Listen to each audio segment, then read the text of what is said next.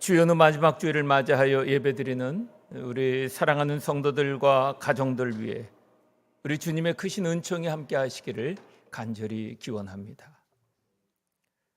특별히 어제는 106년 전 우리 믿음의 선배들이 독립을 향한 뜨거운 외침 속에서 하나님이 우리와 함께 하신다는 믿음을 놓지 않았습니다. 우리도 그 신앙의 유산을 기억하면서 하나님 앞에 나라와 민족을 위해 기도하며 나아갈 때 하나님의 정의와 공의와 평화가 더욱더 굳건히 세워져 나아가는 복된 기회로 인도해 주실 줄 믿고 끊임없이 하나님이 우리와 함께 하신다라고 하는 믿음을 가지고 기도의 자리로 나아가는 성도들이 되시기를 주님의 이름으로 간절히 부탁드립니다. 생명이 약동하는 이 봄에 다시 한번 우리 교회와 성도들의 삶과 가정마다 생명력 있는 믿음으로 회복해 하실 주님을 오롯이 바라봄으로 주님의 희망이 움터나는 역사와 은혜가 가득하시기를 주님의 이름으로 간절히 축복합니다. 고된 일을 하고 마시는 물 한 모금은 그 어느 때 마시는 음료보다 달고 시원합니다. 인생을 돌아보아도 더 의미 있고 또 감격스러운 것은 시련을 이기고 이룬 일들입니다. 저도 선교여행을 여러 번 다녀왔지만 특별히 우리 청년들의 선교 여행 보고를 받으면서 감사하고 감격하게 된 것은 저들이 경험한 어려운 환경과 힘든 시간을 통해 더욱더 하나님 아버지의 마음을 알아가게 되었고 또 자신의 정체성을 찾아가는 모습을 보는 것이었습니다. 편하고 즐거운 가운데 누리는 도정도 얼마든지 많았을 터인데 선교의 의미를 깨달은 청년들이 자신의 시간을 내고 물질을 내어 어려운 상황을 능동적으로 찾아가며 선교지의 영혼들과 하나 되는 시간을 누리는 모습에서 하나님의 섭리와 다음 세대에 대한 소망을 잃지 않게 되는 것입니다. 능동적으로 어려운 시간과 환경으로 나아가며 복되고 아름다운 삶을 지어가기도 하지만 때로는 원하지 않는 가운데 맞이하는 어려운 시련의 시간을 맞이할 때가 많이 있습니다. 그러나 이 또한 하나님의 섭리 속에 있음을 믿으며 믿음으로 견디고 이기고 나아가다 보면 어려움 속에서 발견되는 하나님의 섭리와 은혜를 더 값지게 여겨지게 되는 경험을 하게 됩니다. 오늘 본문은 원하지 않았던 성전 재건에 대한 방해가 하나님의 협력 속에서 하나님의 섭리 속에서 협력으로 바뀌어 이스라엘 백성이 성전 완공의 감동과 환희를 가져다 준 사건의 말씀입니다. 바라기는 오늘 함께 상고하는 말씀을 통해서 어려운 일에 용기를 낼 때 때로는 일시적으로 불이익을 받고 불편을 경험하지만 그럼에도 불구하고 하나님은 말씀을 붙들고 용기를 내어 일어나는 사람을 통해 위대한 역사를 이루시며 그의 삶을 존귀하게 여기신다는 사실을 깨닫는 시간이 되기를 간절히 소망합니다. 오늘 본문은 13절에 다리오 왕의 조서가 내림에 유브라데 강 건너편 총독 다뜨네와 스달보스네와 그의 동관들이 신속히 준행하니라 라고 시작하고 있습니다. 여기서 하반절에 신속히 준행하니라 라고 시작되는 말은 에스라서 6장 전체의 핵심 문구이기도 합니다. 성전 재건의 합법성이 인정되어 본문 앞에 12절에서 다리오 왕에 의해 그 사업이 정식으로 인준되어 내린 조서에서 신속히 행할지어다라고 한 명령이 매우 엄중하고 긴박하게 하달되었음을 나타내는 말입니다. 그리고 성전 재건에 참여하는 자들이 회방자에서 협력자로 열과 성을 다할 것을 암시하는 말이기도 합니다. 이는 정말 놀라운 일이 아닐 수 없는 것입니다. 왜냐하면 성전 재건이 중단된 주 원인 가운데 그 첫 번째가 바로 사마리아 사람들의 방해였기 때문인 것입니다. 이로 인해 이스라엘 백성들은 무력해져서 성전 재건에 대한 꿈과 희망을 잃어버리기도 했습니다. 그리고 제 살 길만 모색하는 상태에까지 빠져들게 되었던 것입니다. 그러나 상스러운 조짐으로 성전 재건에 대한 정확한 근거가 있는지를 확인해 주기를 요청하는 사마리아 지역 총독 다뜨네의 상소로 성전 건축에 대한 오해가 풀리게 되자 사마리아 사람들은 오히려 성전 재건을 신속히 돕는 협력자로 바뀌게 된 것입니다. 그만큼 다리오 왕의 명령이 엄중했다는 것입니다. 물론 다리오 왕의 전적 지원으로 해방자가 협력자가 되어 신속하게 돕는 놀라운 일이 일어나기도 하였지만 성전 재건이 이들 외부의 협력만으로 이루어진 것은 결코 아니었습니다. 그 말씀을 14절에서 말씀하고 있는데 보십시오. 유다 사람의 장로들이 선지자 학개와 이또의 손자 스갈의 권면을 따랐으므로 성전 건축하는 일이 형통한지라. 이스라엘 하나님의 명령과 바사왕 고레스와 다리오와 아닥사스의 조서를 따라 성전을 건축하며 일을 끝내되라고 합니다. 성전 건축은 외부의 협력만이 아니라 하나님의 말씀을 귀담아 듣고 순종한 장로들과 이스라엘 백성들의 믿음이 있었고, 이어 페르시아 왕들이 성전 건축 사업을 완성시키는데 결정적 기여를 했음을 밝히고 있는 것입니다. 그러나 우리는 이 지점에서 하나님의 명령보다 왕들의 조서를 뒤에 놓은 것을 주목해야 합니다. 왜냐하면 우리는 드러나는 것, 보이는 것에 집중하기 때문입니다. 따라서 눈에 보이고 확인할 수 있는 왕들의 조서가 성전을 완성하는 결정적 역할을 한 것에 집중할 수 있기 때문인 것입니다. 그러나 왕들의 조서를 뒤에 언급하고 하나님의 명령을 앞에서 먼저 언급한 것을 통하여 우리의 모든 문제의 근본은 하나님이시며 인간은 다만 그 도구로 쓰인다는 것을 간과하지 말아야 한다는 것을 우리는 깨닫게 되는 것입니다. 곧 성전 건축에 형통하게 된 이유는 5장 1절 이후에 자취를 감췄던 선지자 학개와 스가랴의 등장이었습니다. 그리고 유다 장로들이 다시 선지자들인 학개와 스가랴의 말씀을 따라 건축에 전념하였기 때문이라는 것입니다. 곧 지도자들이 선지자들을 통해 선포되는 하나님의 말씀에 귀를 기울인 결과였고, 그 결과 귀한 자 그룹 전체가 형통함을 경험하게 되었다는 것입니다. 그리고 무엇보다도 여기서 형통하다라고 하는 이 원어의 찰라흐라고 하는 원어의 의미는 성전뿐만 아니라 이들 삶의 모든 부분에 하나님의 은혜가 임했다라고 하는 것을 암시하고 있는 단어인 것입니다. 곧 건축은 하나님의 명령과 더불어 바사왕 고레스, 다리오, 아닥사스다 왕의 조서로 진행되었다는 것은 신앙적으로 하나님의 허락과 함께 정치적으로 세상의 허가 아래서 어느 것 하나 어김없이 진행되었다라고 하는 것을 우리에게 보여주고 있는 것입니다. 그런데 이 지점에서도 의문스러운 것이 있습니다. 바로 왕들의 조서 가운데 아닥사스다 왕의 조서를 언급하는 대목인 것입니다. 왜냐하면 앞에 7장 17절 이하에서 아닥사스다 왕은 귀한 자들에 대한 부정적인 태도를 보여 성전 공사를 지속할 수 없게 하였기 때문인 것입니다.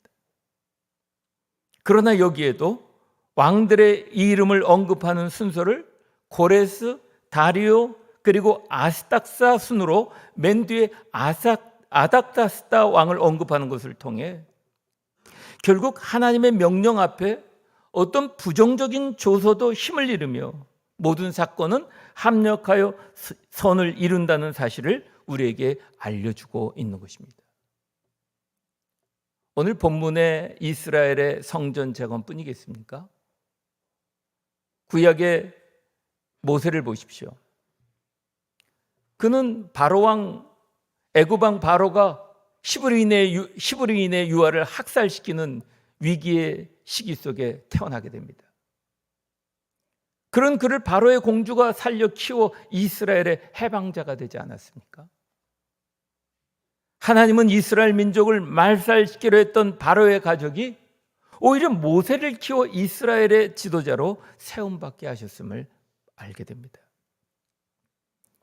여리고 성을 정탐한 정탐꾼의 이야기에서도 기생 라합은 이스라엘의 적대적 관계였던 여리고 성의 이방 주민이었지만 그녀는 이스라엘의 정탐꾼을 숨겨주고 하나님의 백성을 돕고 축복을 받았던 것처럼 때로는 적대적인 환경 속에서도 그리고 우리가 생각하기에 믿을 수 없을 것 같은 사람도 하나님의 도구가 되게 하시는 것을 보게 된다는 것입니다. 그렇습니다.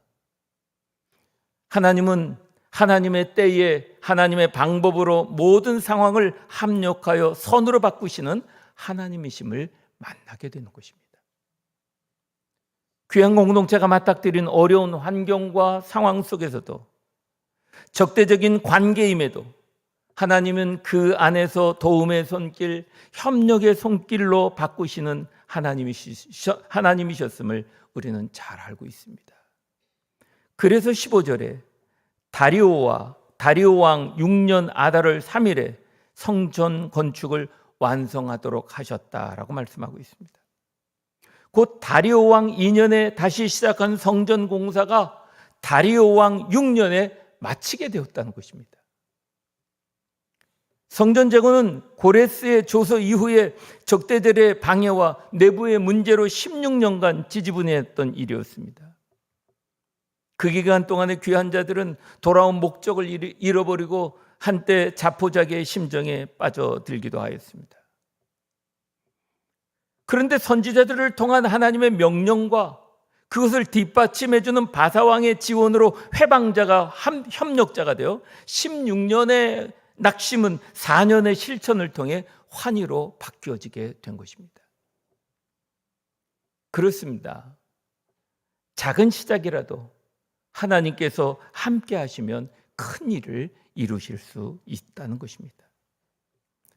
성전이 완공된 가운데 16절에서 그들은 즐거이 하나님의 성전 봉헌식을 행하니라고 합니다. 여기서 그들이 즐거이라고 하는 것 속에서 비교되는 것을 만나게 됩니다. 13절에서 다뜬의 무리는 그저 왕의 명령을 준행하는 자였던 반면에 오늘 이스라엘 백성들은 하나님의 말씀을 이룬 것을 기뻐하는 대조적인 모습을 보여주고 있는 것입니다. 따라서 이스라엘 백성이 드려진 성전 복원식은 의무적으로 시행된 것이 아니라 하나님의 말씀을 이룬 것에 대한 기쁨으로 드리는 것임을 깨닫게 되는 것입니다. 물론 17절에서 밝히는 봉헌식의 제사 규모는 흥왕하였던 왕국의 솔로몬 성전 봉헌식에 비하면 턱없이 작은 규모입니다. 그러나 이들이 드린 이 빈약한 제물의 규모는 그만큼 당시 이스라엘 공동체가 대단히 빈곤한 상태였음을 보여주고 있기도 하는 것입니다. 그러나 제물의 규모에 관계없이 그들은 모세의 책에 기록된 대로 제사의 기준을 삼고 온전함으로 기쁘게 드려진 봉헌식이었다는 것이 중요한 것입니다. 마치 다윗이 하나님의 언약궤를 예루살렘으로 가져올 때의 기쁨을 춤추며 하나님을 찬양하였던 것처럼 에스라 시대의 백성들도 성전 봉헌식을 기쁘게 드렸던 그들의 마음에 초점을 맞추어 기록하고 있는 것입니다. 그리고 16절에 19절에 첫째 달 14일에 사로잡혔다가 돌아온 자들이 유월절을 지키되라고 합니다. 성전 복원식을 마치고 한 달이 지나자 이스라엘 백성들은 모세의 율법을 따라 유월절과 무교절을 지키고자 다시 예루살렘에 모이게 되었습니다.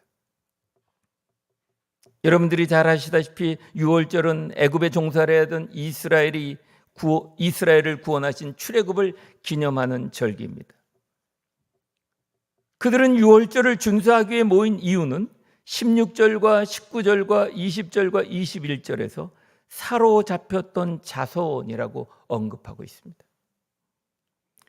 그들 역시 포로로 구해내신 하나님의 구원의 은혜를 기념하고 감사하며 성전 재건과 함께 포로의 신분에서 벗어난 두 번째 출애굽을 완성하였음을 의미하는 것입니다.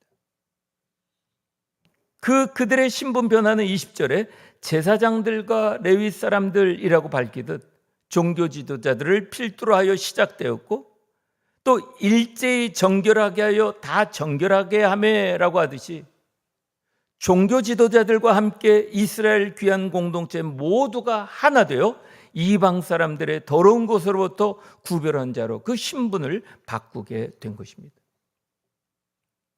포로에서 돌아와서 성전을 재건한 그들도 유월절과 무교절 이 두 절기를 지킴으로 출애굽한 그들의 조상과 동일한 다짐을 하게 되었고, 또 이러한 예식을 거행하며 하나님께 불순종하는 모든 삶의 방식을 버리고 이제 하나님의 말씀을 따르는 삶을 살겠다는 의지를 새롭게 다짐하며 재건된 성전에서 다시 예배할 희망찬 새 삶을 기대하며 예배드리게 되었던 것입니다.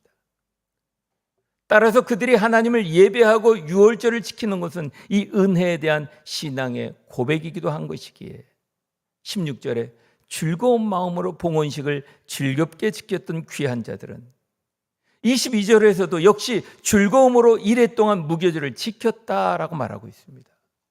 그 이유는 하나님께서 기쁨을 주셨기 때문인 것입니다.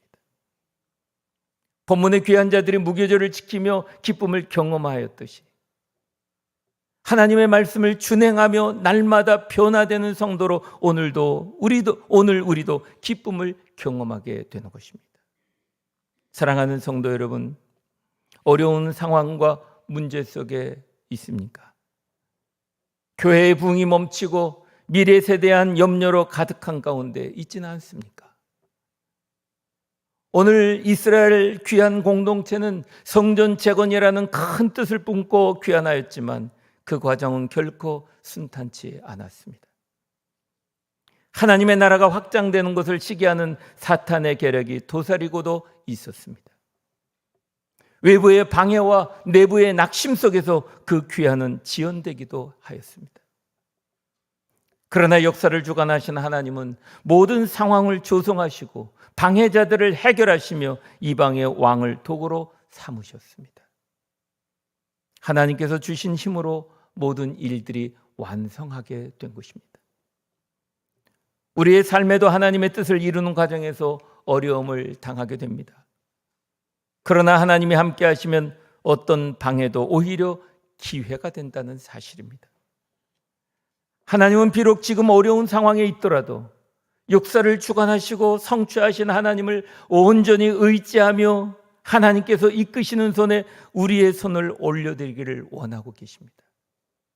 왜냐하면 우리의 삶을 이끄시는 분은 하나님이시기 때문인 것입니다. 마침내 이루어진 성전 재건에 감사와 감격으로 기쁨으로 예배하는 이스라엘 백성들을 보십시오.